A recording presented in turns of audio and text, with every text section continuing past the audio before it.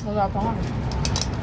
Hi guys! Ayan, kumakain kami. Ayan o, kanin. Ulam. Yan. Sarap. Partner ay Patay gusto. patay gutom daw. Ito, partner ay ano. Ayan o, partner. Ano to tawag nito? Insaladang talong na mayroong labanos, may itlog na pula, may alamang at kamatis. May kasama din na okra. Yan, kain tayo mga kabayan. At pinaghalo-halong seafood. Merong, ano tawag nito?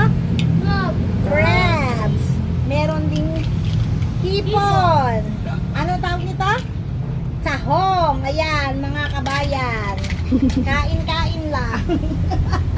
Sabaw-sabaw, mami. Yan ang mga patay gutom. Ano idami dyan, no? Yung ang ganda mo, tapos kumain ka, nagdiwara. Yan guys, happy-happy lang. Kayo lang kita dyan, ha? Dahil naka-video, nahihiya sila magsubo ng malaki. Diba ang sinusubo?